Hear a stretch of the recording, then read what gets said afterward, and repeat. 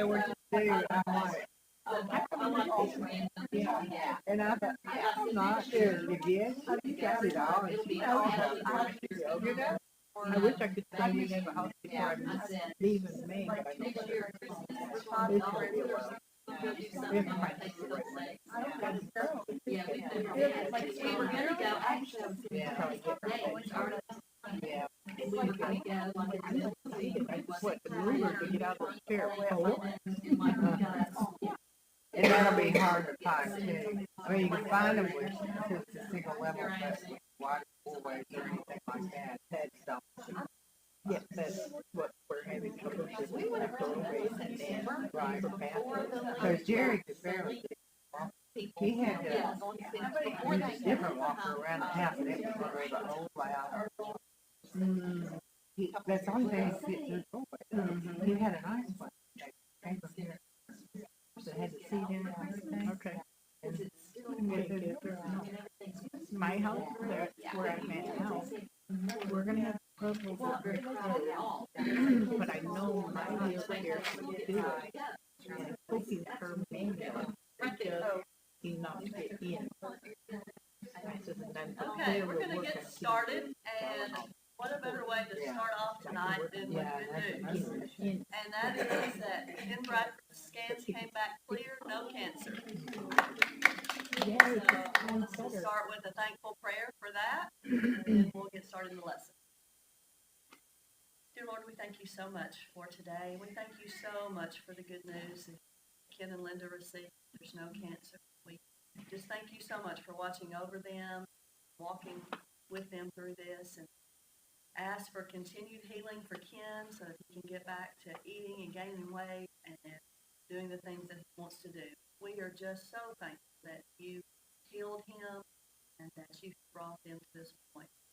We thank you for this time tonight that we can stop and that we can study from your word, learn more about wisdom and the ways that you would like us to live and the ways that you would like us to think and the ways that you would like us to look at things so that we can be more like Jesus and that others can see that we're different and that difference is you.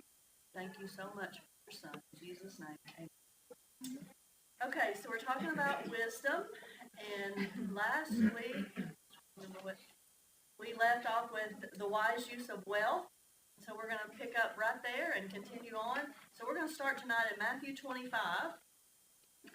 Matthew 25, somebody read verses 35 through 40, and these are words of Jesus, and we want to ask ourselves, what do these words teach us about why we should use our wealth to serve others?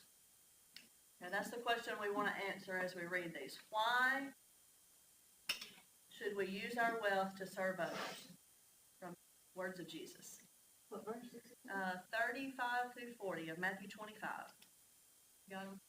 For I was hungry, and you gave me something to eat. I was thirsty, and you gave me something to drink. I was a stranger, and you invited me in. I needed clothes, and you clothed me. I was sick, and you looked after me. I was in prison, and you came to visit me. Then the righteous will answer him, Lord, when did we see you hungry and feed you, or thirsty and give you something to drink? When did we see you a stranger and invite you in, or needing clothes and clothe you? When did we see you sick or in prison and go to visit you?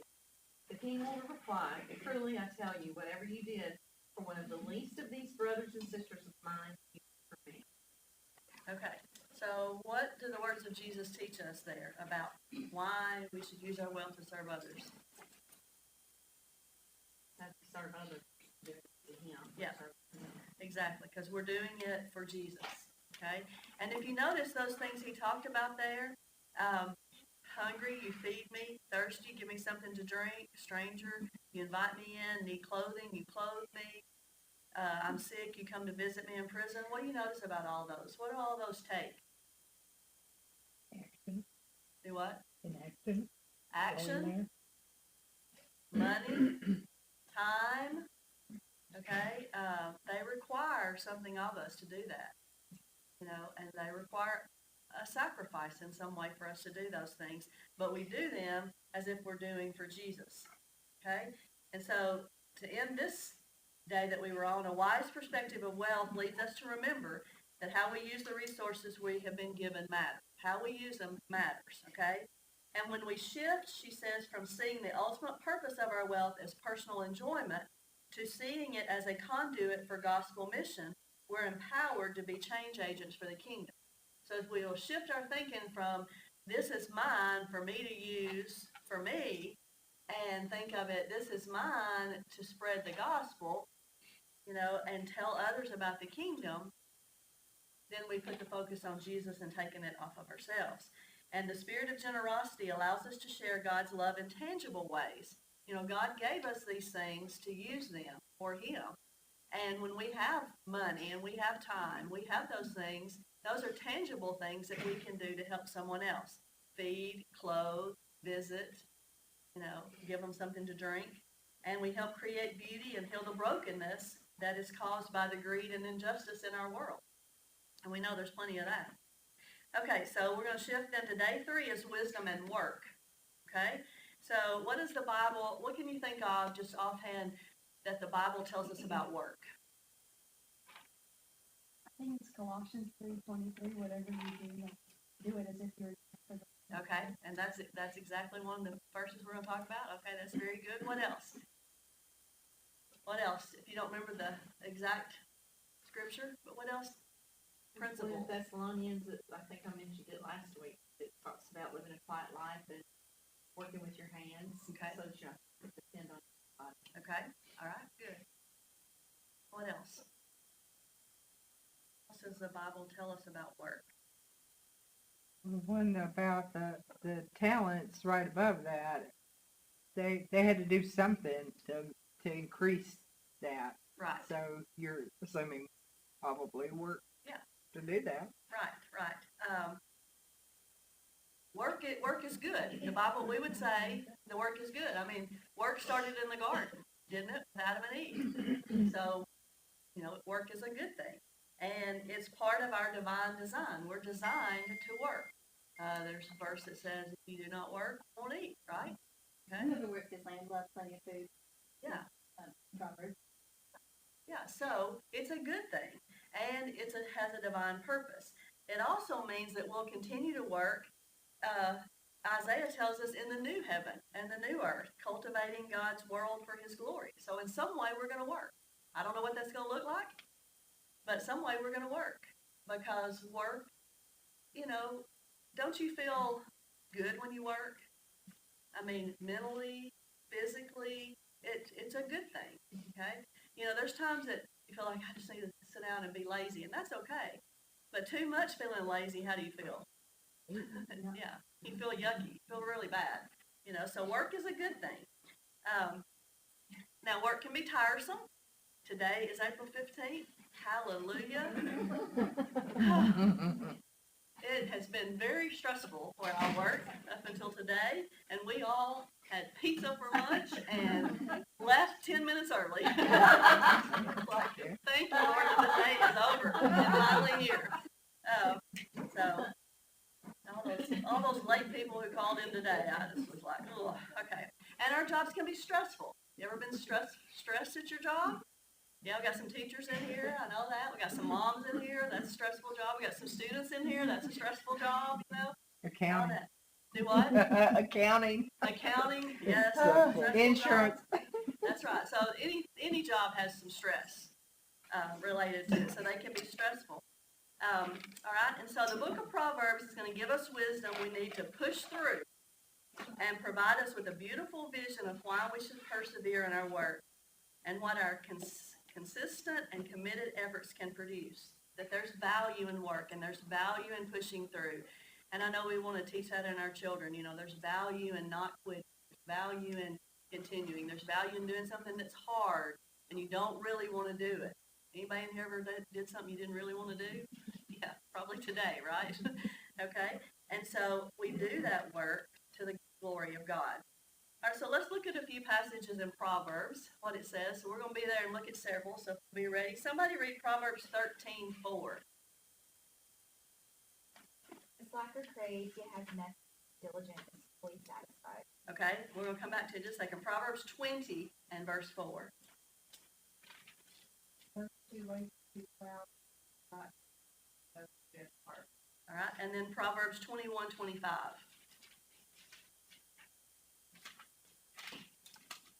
Linder's craving will be the death of him, because his hands used to work.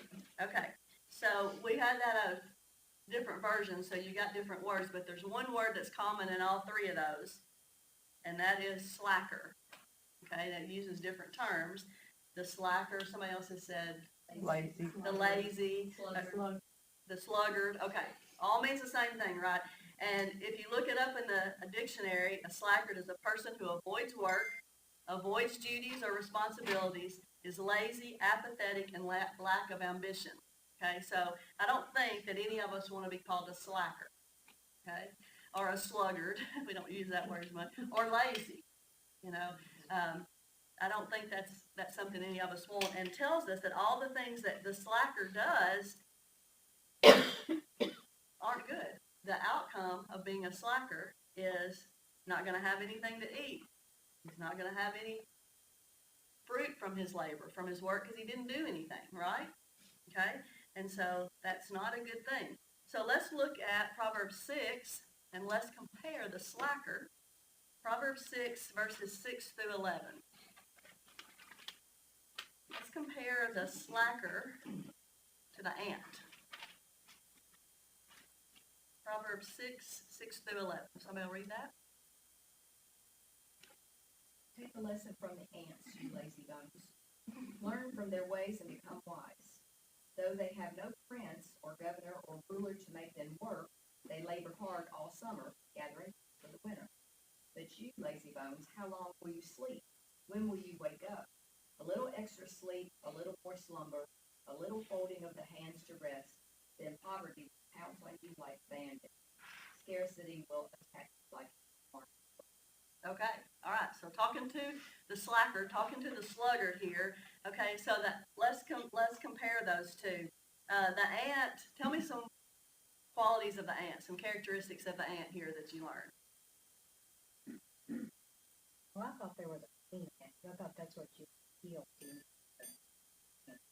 We're not talking about getting rid of ants. We're talking about I who they work. I know it said have no They leader, have no leader. but the queen ant.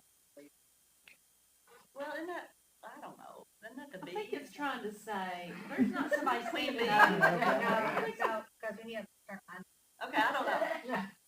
I don't know about ants. Let's just, we'll stick to this. we'll stick to this. So this is not false. It's just, That's right, principles. maybe they didn't have it. I think it's trying to say, there's nobody micromanaging them, Right. standing over them, saying, hey, keep on, go. There's not anybody doing that. They all know their role, They know their role. and they're doing it. Can we say that, Kathy? They all know their job, even if they have a queen. They don't have to be. They don't have to be told. That's right. Okay, what else do we see about the ant? They prepare. They prepare. Okay, so they prepare when the harvest is there for the time the harvest is not going to be there. Okay, so they're ready for the harvest. What else? They just work hard. I mean, They just work hard. And it doesn't say it here, but aren't ants supposed to be like able to carry like so many times their weight and that kind of stuff, you know? Again, I'm not an ant professional here, but they store up their provisions, they gather their food, they work hard, they're prepared, you know? Okay, compared to the slacker who is what? Lazy. Do what? Just laying around. Just laying around, sleeps, you know? I gotta hit my snooze a few more times, that's me, okay, you know? Lays around, lazy, and they're gonna come to poverty and scarcity. It's gonna come time when winter comes and they're like, I don't have anything. You know, hard times come. I wasn't prepared for that. You know, it's like, in my world, financial world, it's like, need an emergency fund. Why do you have an emergency fund? Not for that pizza you want this weekend, but that emergency fund is for when you have something happen. You lose a job. You get sick. And then you're prepared for that. Okay, so, and there's other examples in other areas. All right? So, what is the warning that's being provided in these verses? What would you say might be the theme? If you could put it about work, what could you say is telling us in these verses? Like just one little theme, one little sentence. Do it. Just do it. Just work. Just do it. Okay. Well, if you don't do it, you're gonna be attacked and surprised and be without Yeah, when the time comes that you really need it. that's right. Work leads to having weight. That's right. So work pays off, right? Work pays off. We do the work, it pays off. Okay? Now that's not to say, as we've talked about all along, that these are principles we live by. That's not to say that you get out there and you work hard and you work hard and you work hard and you might not have, because you have a farmer who works really hard, puts a crop in, does the work, does everything, and a storm comes, okay, or it doesn't rain, or something happens, okay, so it's not saying this is a guarantee, but it's saying that this is the principle here. If you do this, it'll pay off, right? Okay? Does your work ever feel ordinary sometimes or just mundane? You ever feel that way maybe some days? That, am I really doing anything that makes a difference? You repeat the same, maybe you work in a way that you repeat the same things every day, kind of over and over and over, I've always said I can work at McDonald's and be happy. I don't have to have, it doesn't matter if it's the same thing over and over and over, about that. But we've got to remember that God does some of his best work through us over time when we're doing that same thing over and over and being consistent there. Sometimes he does his best work then. When we stay the course, we like the ant, okay, are able to reach unimaginable goals because we've stayed consistent, we've stayed with it, and we haven't veered off the path. And we fall short of what God set out for us to have and accomplish if we don't do that. Does that make sense? What are some things that could tempt us to be lazy instead of diligent at work? Watching TV. Watching TV can definitely take your time away quickly. Playing on your phone. Playing on your phone.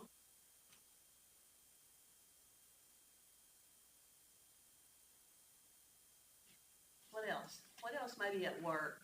Maybe you've been in a work situation where you didn't really, I won't use the word because I want you to get it. Complaining. Complaining? Like people just sit and complain instead of just going and doing what they get so complain Okay. about. Yep. Oh, I gotta do this, or why are they doing it? Just Right. Okay. Complaining. Very much so. Just don't like the Yeah. You just don't like what you're doing. You're not motivated in some way. You don't like it. Maybe you've been mistreated, or maybe you're in just something you don't like. What do you do in that situation? boss is taking a girl, you're only get 30. Yeah. Mhm. Yeah. What do you do in those situations? You just work, right? Or you find something else. There's nothing wrong with that, but you work. You don't complain. You just do it. This is the job. This is the pay you agreed to when you took the job, and you work hard at it, because who are you ultimately working for? For God, okay? And that's hard sometimes. I'm not saying that's not. We've all been in those situations where we're like, I don't know how much longer I can do this. And that's okay too. All right. Let's look at Proverbs 21:5. Proverbs 21:5. A couple more verses here about work. The plans of the diligent lead to profit as surely as haste leads to poverty. Okay, so what can we learn from that, Michelle, about working? Just keep working diligently. It will lead you to profit. I think reading this, surely as haste leads to poverty, I think of people that give up on their job, just, I don't like this, move on. I don't like this, move on. Maybe stick with it a little bit. Yeah. Got it. Yeah, I tend to agree. Anybody else want to comment on that? But If you have a job, just hurry and get done. You're about halfway doing it right. Nobody's gonna look at you and say, oh, we need to give him more responsibility, or he or she's doing a really good job, let's move them up.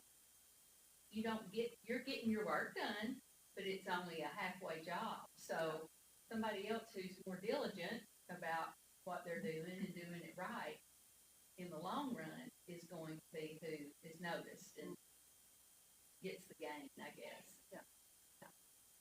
And I think both of those things are definitely true. You know, we give up too quick on things, or we halfway do things. You know, I'm a task person. So I like to get things done. So I have to tell myself lots of times, most every morning when I get to work, I pray, okay, Lord, slow me down. Let me not make a mistake. Because I can't make a mistake in my job, you know? So I was like, don't let me make a mistake. Just help me slow down because I want to get in a hurry and get it done. You know, I go in and there's this many tax returns in the printer for me to work on that day. I'm like, okay, I gotta get it. But I have to slow down because if I put Phyllis's in with Theresa's and Theresa gets Phyllis's, I'm like, how do I explain that, you know? So there's times when we need to slow down. We need to be diligent about it. Continue with it. Okay? All right, good. Proverbs 22:29.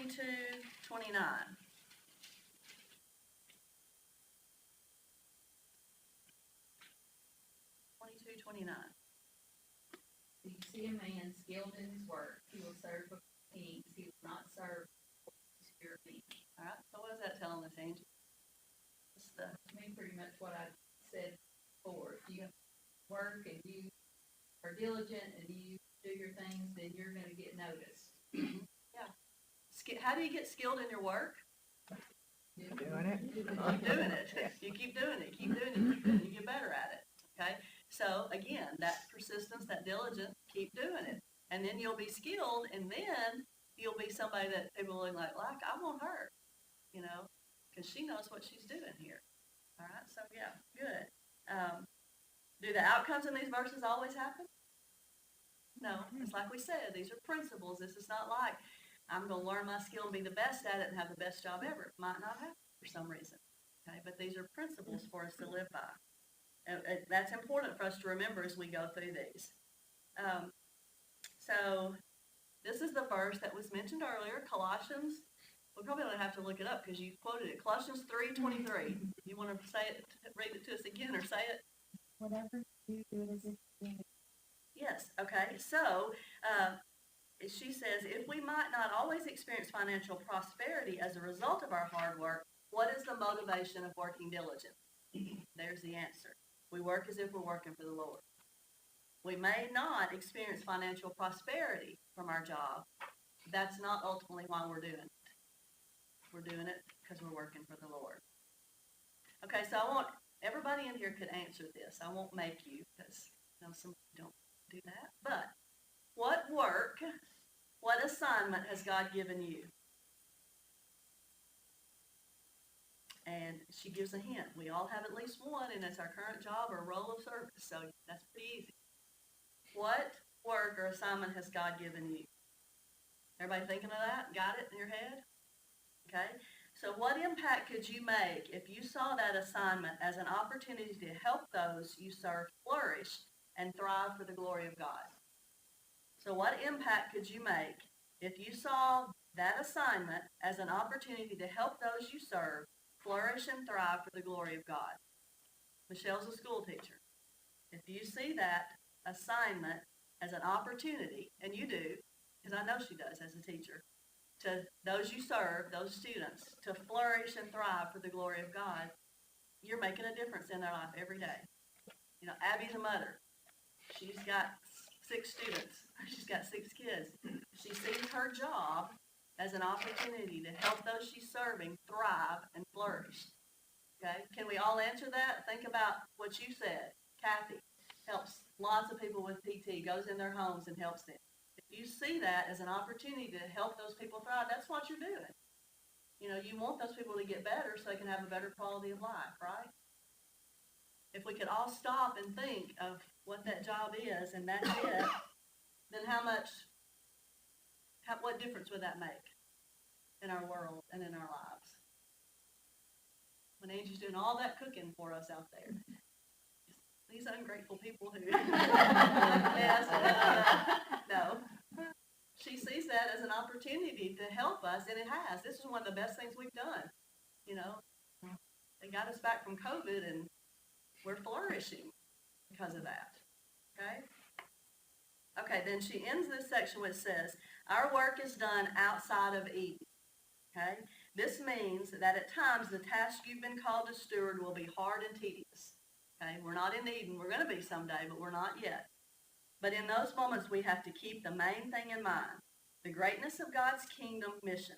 Our work matters, and when we walk in the way of wisdom, we become people who persevere, knowing that what is required of us is not perfection, but faithfulness. If we work for God's glory, he will undoubtedly use our efforts to reach his kingdom goal. Okay, I think that's something that at least I have to keep in mind. You know, some days when your job does feel mundane, or it does feel monotonous, or you don't feel appreciated, or, you know, you're tired. We all have those, okay? Any comments on work? Thing there? Yes, ma'am. The school I go to for my practicum, when you go in like the little teacher break room where the bathroom is, as you like are going back out in the hallway, there's a sign on the door that says you are now entering mission. Yeah. Such a good reminder to see out in the hallway. Yeah, that's right. We all need those in our house because our house is our mission field, but we also need them as we walk out our door, don't we? Because where we're going, whatever we're going into is a mission field. Yeah, it's a great reminder.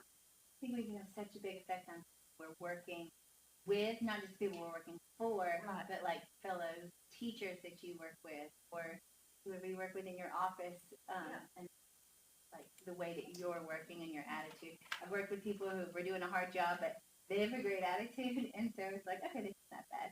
Right. Or people who have horrible attitude, and it's, yeah, you just want to go home. And I Yes. thought, I'd have a different attitude if you had a different attitude. Yeah, she's so right. Yeah, that's exactly a very good point. It's not just those you're serving, but those you're serving with, because it does make a huge difference. I've worked with people who had a very bad attitude, and I was just like, let me go home. I don't want to do this anymore. Then I've worked with people, you know, who have a great attitude, and it's like, this is great. I can do this, and this is not bad. And we've joked about tax season being over today, but we've had a ball working together. You know, and we've laughed and we've all lost our mind and we'll forget something and go, you have to tell me 12 times, and we're all tired, but we've got good people and we're working together. And so we make that work fun. Yeah. Okay. All right. Then day 4 talks about wisdom and leadership. So going from work to leadership. Our role as stewards that we talked about last week of God's resources includes the care for God's people. Okay, that he created the church for a reason, and he created us all who are inside the church or outside the church in his image. I think sometimes we, again, need that sign to remind us of that when we lead. And so we have a big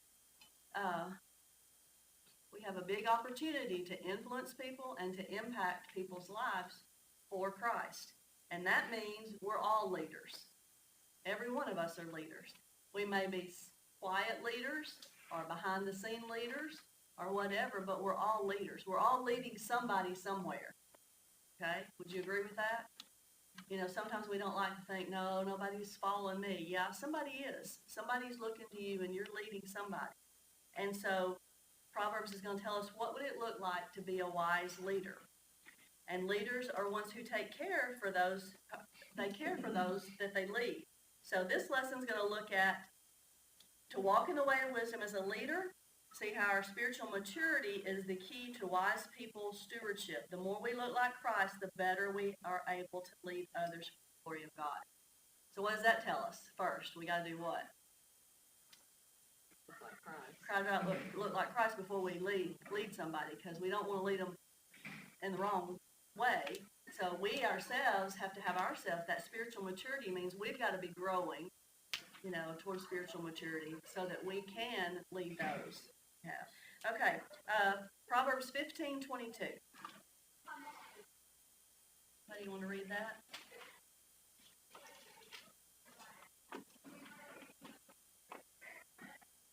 Plans fail when there is no counsel. Many advisors say succeed. Okay. So how would you put that in your own words to say what we could learn about wisdom?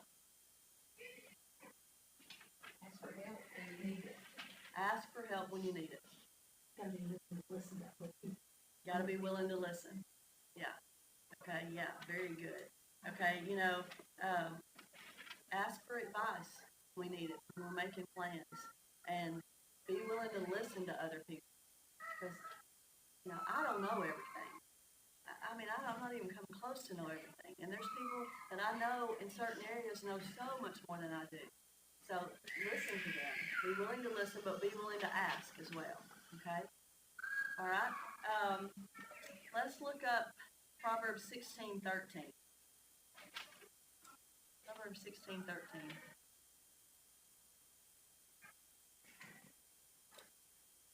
Kings take pleasure in honest lips. They value the one who speaks what is right. Okay, so what does that tell us about what type of leader should we be? Honest and truthful. Honest, okay? Honest and truthful. All right? Proverbs 29 and verse 12.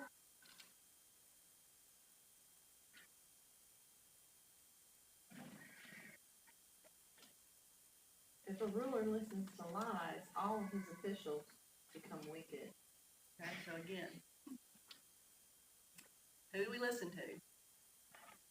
And who are we influencing? Because the ruler's listening to lies, and he's influencing his officials. Okay? All right, and then 28:16.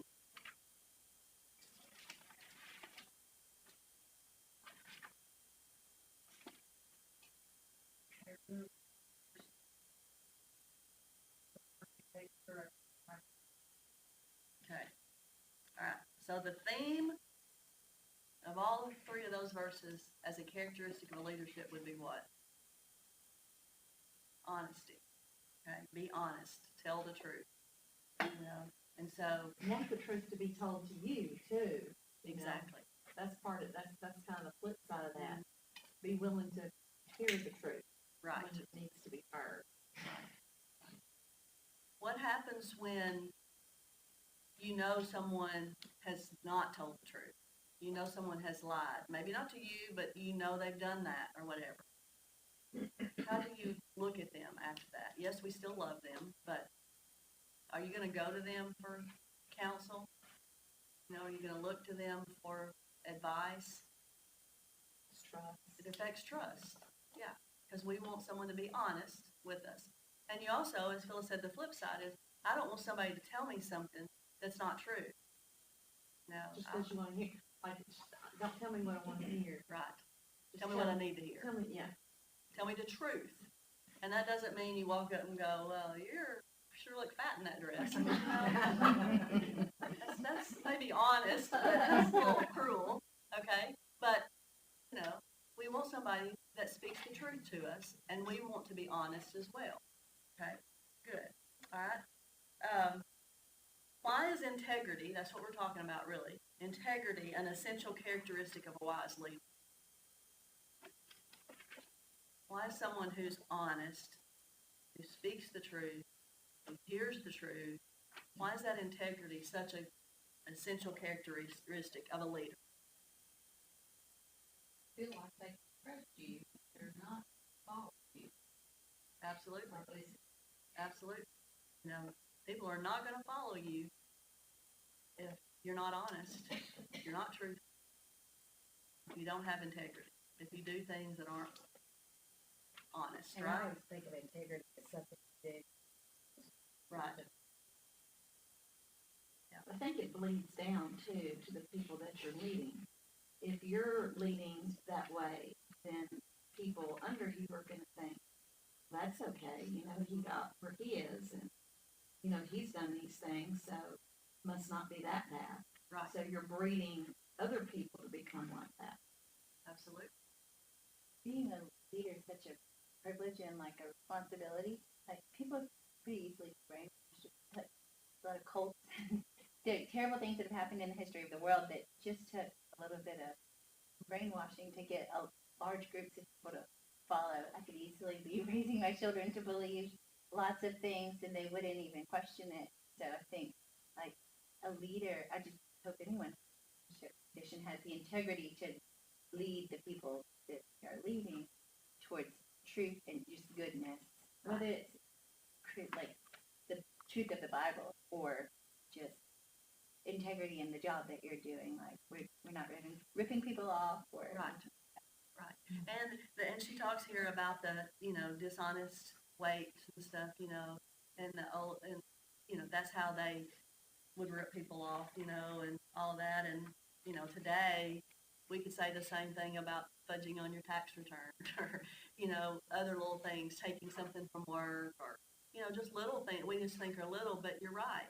You know, what we do as a leader in whatever role we're leading, the others under it, it's just like with your kids. They see you doing it. Well, mom did it. It must be okay. Oh, you know. So when we're doing something, it's like what we do in the dark, what we do when nobody's looking. You know, somebody's watching. When we want to be those of integrity, okay? And what happens when leadership lacks integrity? Either people aren't going to follow or they are going to follow the wrong way. Then, like you said, you're going to have a whole group of people that believe something that's a lie. Well, And usually you act honestly, treat integrity, set a standard. So people will respect you because you did that. If you just give in to every little thing, then they're going, well, you let this one in, you let, but if you got a standard, then you have more respect. absolutely. Absolutely. Okay, let's look at a couple more. Proverbs 16 and verse 3.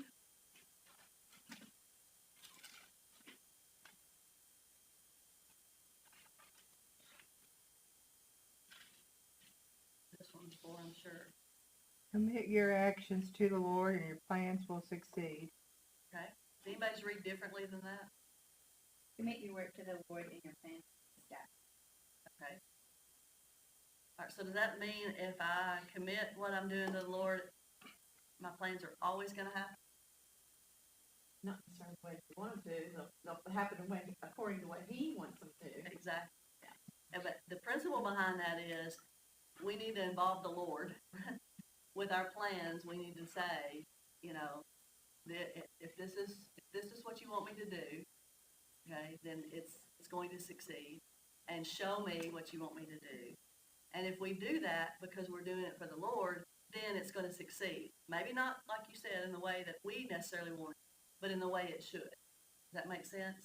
Mine So- led me to Psalm 37:5, which says, "Commit your way to the Lord, trust in Him, and He will act."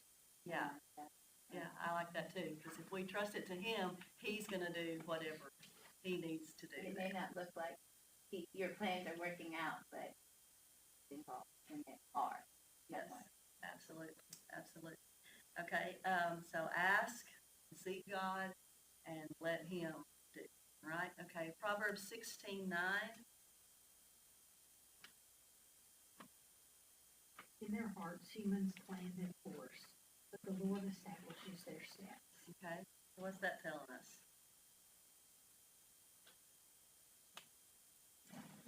Plan all day long, but the Lord's gonna direct it how it needs to go.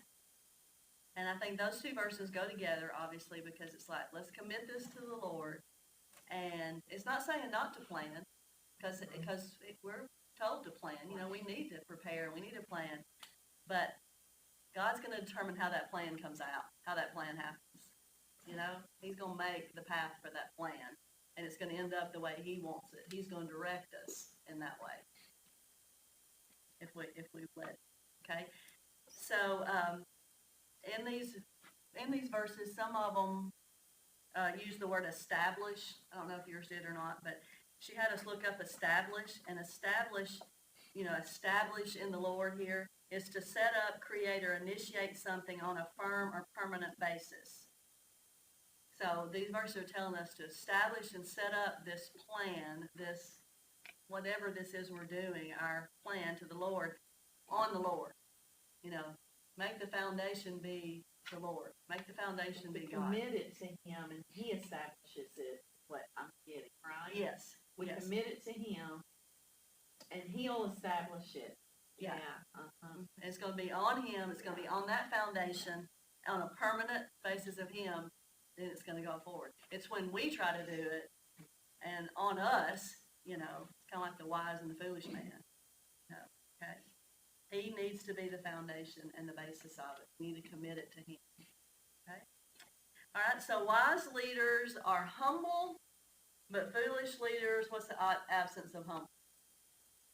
Proud and arrogant. These are some more characteristics here. Wise leaders are just. Foolish leaders are going to be unjust. That's easy, right? Okay. Wise leaders are full of integrity, but foolish leaders are dishonest. Okay. Wise leaders submit it and commit it to the Lord. Foolish leaders lean on themselves. Okay, so those are kind of the principles that she's talking here with leadership, is to be humble, to be just, full of integrity, and submitted to God. So what do you think are some of the things that can tempt us to embody the characteristics of the foolish leader? What are some things that tempt us sometimes to be proud, be arrogant, be unjust, be dishonest, or depend on ourselves? Power can be very enticing to some. Yes. You get And that power, they can become proud and arrogant.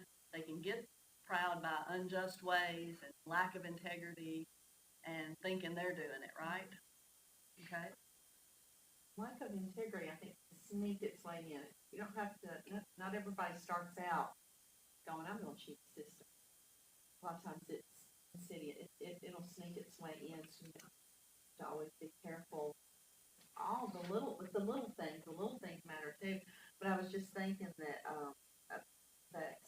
sometimes just not being, like, not knowing exactly what's ahead can like make me rely more on my own self than just committing it to God and saying, okay, I'm just walking in faith. It might make me try to take the reins and take control, because I don't, especially if you're doing something that you don't really know what you're doing, you're just, trying to move forward. I think that would be one thing that could make somebody, like, they want to give it to God, but maybe they're trying to maintain control of themselves. Yeah, absolutely. I think so. I know I like to have control. Know what's happening. We're selfish. We're human beings, and we're selfish. And sometimes our selfishness we can do something unjust, or we can do something with lack of integrity, or we can do something leaning on ourselves and not asking God for it. We want what we want. Sometimes we can do things to get what we want that might not necessarily be. Proverbs 14. There we go. The Lord has spoken. What verse were you reading?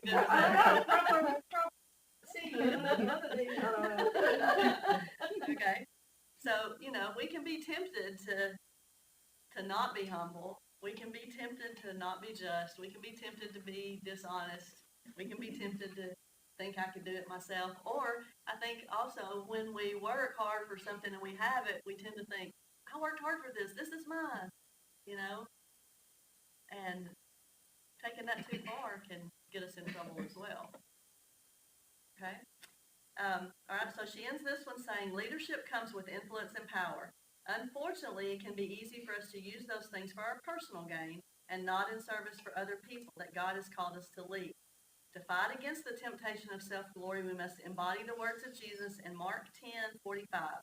For even the Son of Man did not come to be served, but to serve and to give his life a ransom for many.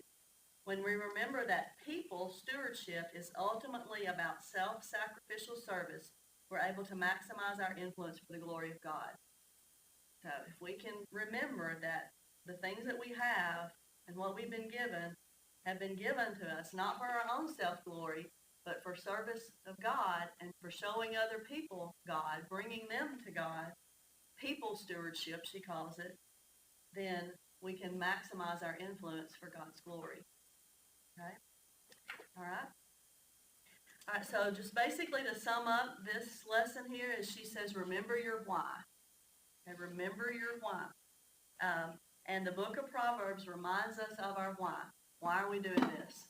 Why are we doing this? We're doing this for the Lord. Remember that why. What it looks like to be good stewards and living God's way in God's world, those are our why. Stewarding these things not just for our own enjoyment or advancement, but for the glory of God. What we have does not belong to us, and wisdom calls us to share in such a way that honors God and benefits his creation.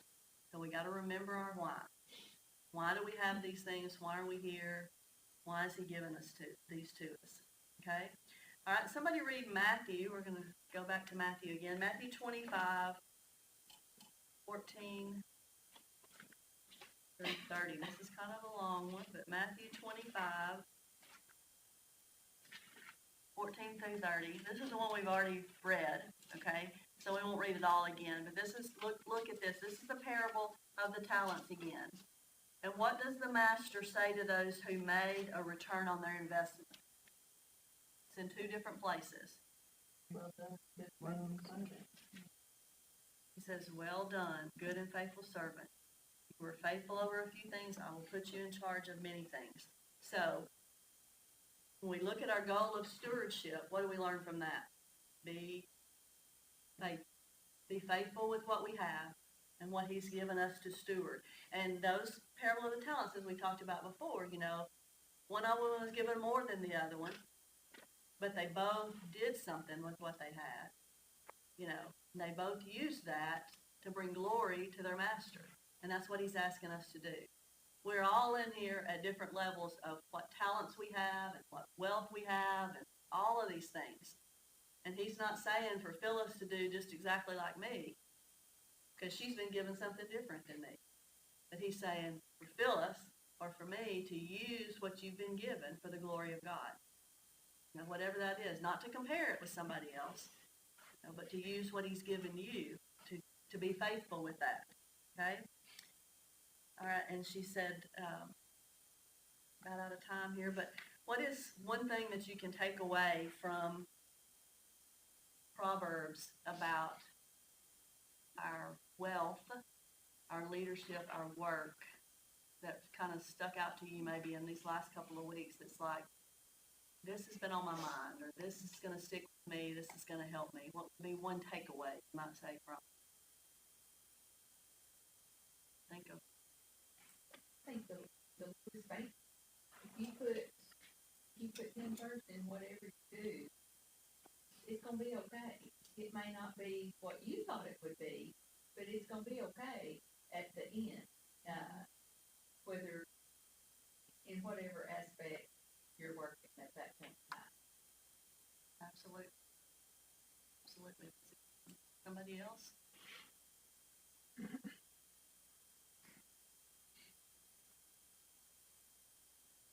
Verse or a takeaway from our wealth, our work, our leadership? Be honest. Most definitely, be honest.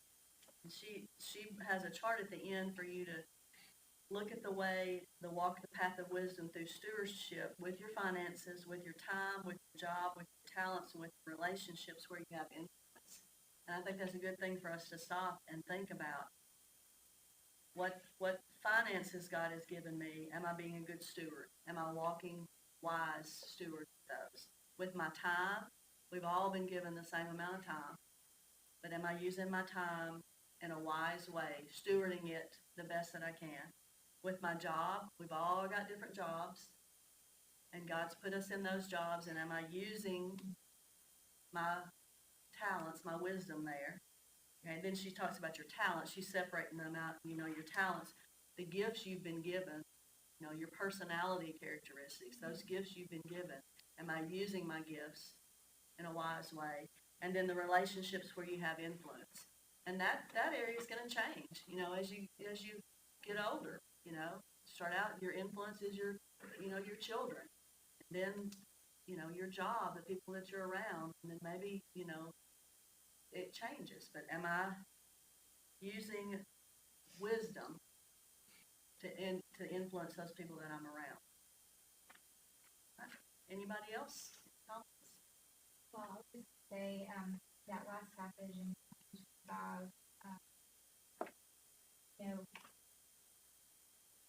think at the end of our lives, we all go to free. We're going to have to give an account of what we sowed on earth, So what you sow on earth like those men did there's one or two talents, and then you're gonna reap what you sow. And so that was them. Well done. Go and enjoy, or sharing your master's joy. That's like our eternal.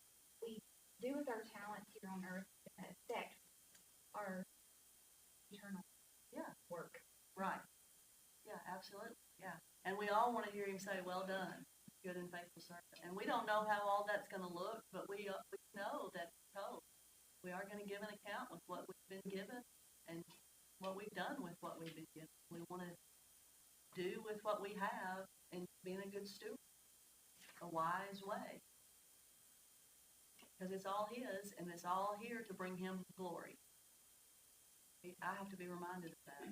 Because I let life just get day to day and get this going and going and going, and I got to stop and think, today is the only day I've been given, and I need to use my finances, my time, my talents, all in a wise way today, and what I've been given. I think God in his wisdom and kindness knows that working hard and being generous and being an honest person really does give us so much joy in life on this earth right now. Yes, absolutely. And like I've said this before, but all the things that God has told us to do are for our own good. He hasn't given us anything to do that's going to harm us or he knows that we're going to benefit from those. If you're generous, you're going to get as much benefit as the people you give to. If you serve, a city serve, that's a great day, and you work hard. But I guarantee you leave there going, that was really good, And so many things like that are hard work, but we benefit from it and the joy we get. Persevering through a hard job or a hard task or a hard time pays off. Anybody else? All right, so next week we'll watch the video on this session, and then Phyllis is going to teach us training a wise heart, okay, after that. So thank y'all. You got about 3 minutes, I think, so you can visit, or stay longer if you want to. But thank y'all so much. Well, post close, the 30th. Like I said, the loan officer called me. And I'm like, I said, 20 days. And I'm going to have to change my plan.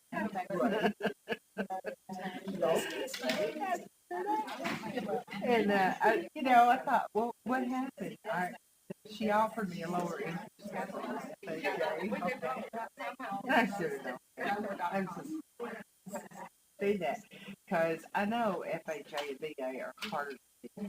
Because when we had our house up in Plains, they came and did inspections for people who were wanting to buy our house, and they were always nitpicking about every little thing.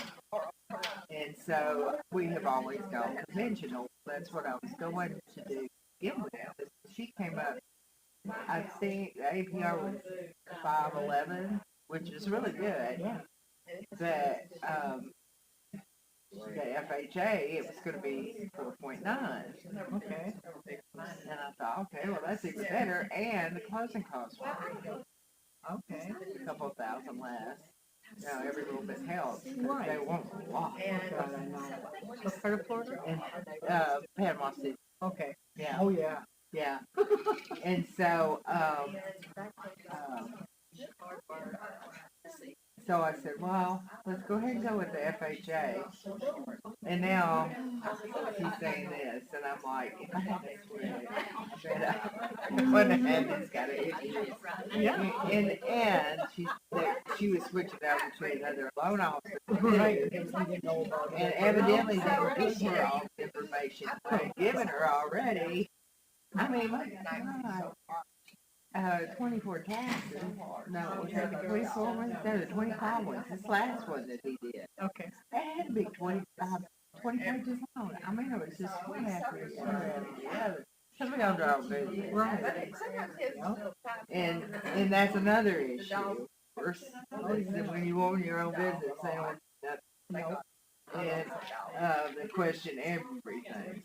So, you know, they question where I get my money from. Well, I get my money from rental properties. Well, are the women rental properties clear, free and clear? Are they blah, blah, blah? Do they have a loan? Do they have it? What's the insurance like? And now I've got more rental properties to try to explain to them and do all this stuff for too. And it's like, really? Sounds like it's more of a mess than I get Social Security and rental income. So take that and subtract what I have to pay in a loan. The $1,000 I have to pay for a loan. I should be okay. Yeah. I told her, I said, I own 4 houses. But they don't look at that. No, they don't care about that part. But you know, a good friend of mine was, told me, you know, you don't ever really own it. No. And I'm like, well, you know, you're right. Yeah, you never fully own it, unfortunately. Because of all the taxes and everything you have to pay on it. You know, the government actually owns it. Always. Me too. And don't work too hard anymore. Yeah, okay. She just doesn't, that was my favorite. Oh, yeah. So she's got that house there. She won't let us pay her rent, she's never out to 8 at night. And she just recently moved there, told me she had had for 3 years. Then when we get back to that trip, I'm going to go about a week, my friend's got a house out at over the golf course, so we're going there. You do need to learn how to play golf. Yeah, and so we're going there, and we're gonna be on, and she's got 3 times on the golf course. So she lives in one, she rents out one, and then she has one that she leases. So we get to stay in the one she rents out. So my sister said, my brother-in-law and Jake are like, they're like brothers.